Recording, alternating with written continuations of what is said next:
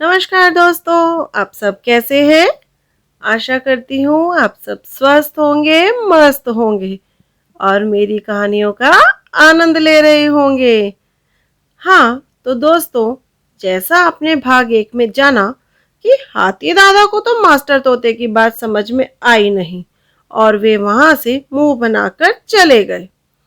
घर आकर वे यूं ही मास्टर तोते पर बहुत देर तक बड़बड़ाते रहे, परंतु मास्टर तोते और चुनमुन चिड़िया ने अपना अपना अभ्यास जारी रखा और इधर हाथी दादा ने भी अपना अभ्यास जारी रखा उन सब पर बड़बड़ाने का।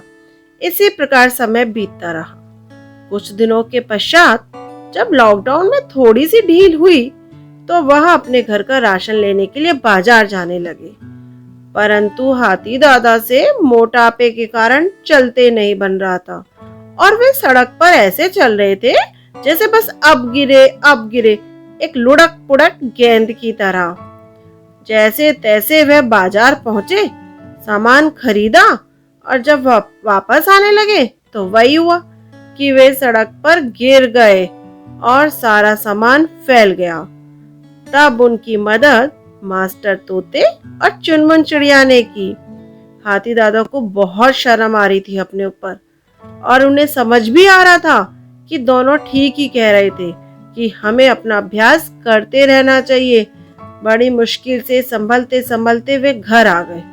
घर आए तो कुछ और ही देखा कि घर में तो तूफान जैसा मचा हुआ है। उनकी पत्नी और उनके बेटे के बीच में जोर जोर से बहस हो रही है।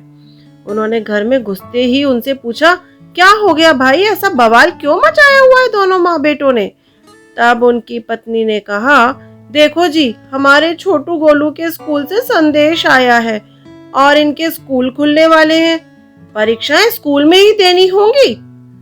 तो यह सुनकर हाथी दादा बोले, इसमें समस्या क्या है भाई? तब पीछे से गोलू बोला, पापा जी, मैंने पढ़ाई कहाँ की है, मुझे तो कुछ समझ में नहीं आ रहा था। तभी उसकी बात काटते हुए उसकी माँ बोली, समझ नहीं आ रहा था या समझने का प्रयास नहीं कर रहे थे? जब अध्यापक पढ़ा रहे थे तो इधर उधर घूम रहे थे, कैमरा बंद करके बातचीत, कभी कुछ खाना और इधर उधर गेम खेल रहे थे। जानते भी हो, फेल हो गए तो अगली कक्षा में नहीं जा सकते। तभी गोलू बोला, माँ, लॉकडाउन चल रहा था, ऐसे में पढ़ने का मन नहीं होता, बस मन करता है आराम करो, खाओ पियो सो जाओ। तब हाथी दादा बोले, सही है बेटा, सही है, पहले तो खूब मस्ती कर ली, अब पछता रहे हैं। मास्टर तोता सही कहता है, हमें अभ्यास करते रहना चाहिए। पर चलो, अब चिंता मत करो, मैं मास्टर तोते से बात करता हूँ, वही तुम्हें पढ़ा देगा।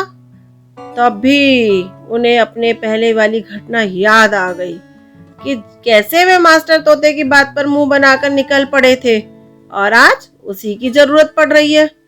यह सोचकर वे खुद पर शर्मिंदा हुए, पर क्या करते बेचारे।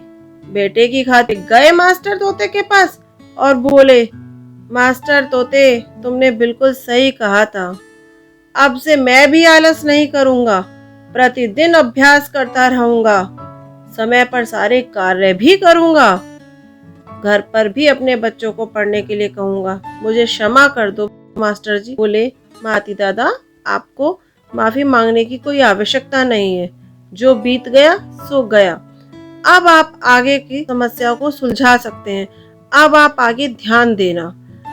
तो हाथी दादा बोले, मास्टर जी, आपने मेरी आंखें खोल दी, आपका बहुत बहुत शुक्रिया, पर अब आप कृपया करके मेरे बेटे गोलू को अवश्य पढ़ाना।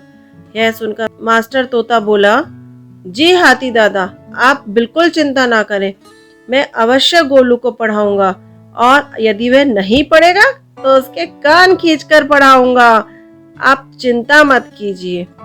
यह सुनकर हाथी दादा बहुत खुश हो गए। तो देखा दोस्तों, कैसे मास्टर तोते की बात को हाथी दादा ने समझा और आखिर जान ही लिया कि हमें अभ्यास करते रहना चाहिए, समय पर सारे कार्य अवश्य करने चाहिए, तभी सफलता मिलती है, वरना बाद में पछताना पड़ सकता है, अनेक मुसीबतों का सामना करना पड़ सकता है। आशा करती हूँ आप भी अपना कार्य समय पर करेंगे और प्रतिदिन अपने कार्यों का अभ्यास करते रहेंगे। धन्यवाद।